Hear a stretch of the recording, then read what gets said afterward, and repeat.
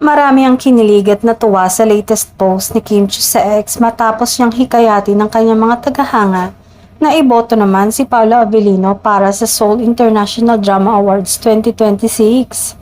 Bukod sa pagtawag niya sa kanyang supporters na fam, kapansin-pansin din ng kanyang buong pusong pagsuporta kay Paolo.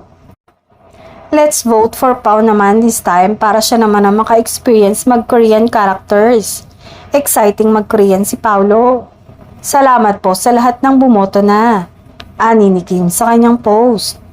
Matatandaang si Kim ang tumanggap noon ng Outstanding Asian Star Philippines Awards sa Seoul International Drama Awards. Kaya naman nais niyang maranasan din ni Paolo ang parehong karangalan.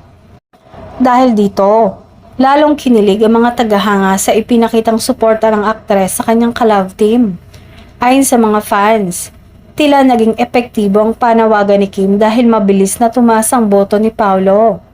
Sa kasalukuyan, nakakasabay at nakakalapit na siya sa iba pang mga nominado, kabilang sina Ann Curtis, Kyla Estrada at maging si Kim mismo na muling nominado ngayong taon.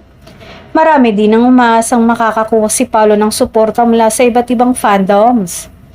Ayon sa ilang netizens, noong nakaraang taon ay nakatanggap din ng malawak na suporta si Daniel Padilla kaya naiuwi nito ang naturang pagkilala.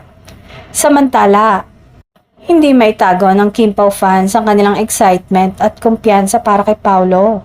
Marami ang nagsasabing panahon na raw upang siya naman ang maglakad sa prestigious red carpet ng Seoul International Drama Awards at tanggapin ang karangalang minsang naiuwi ni Kim.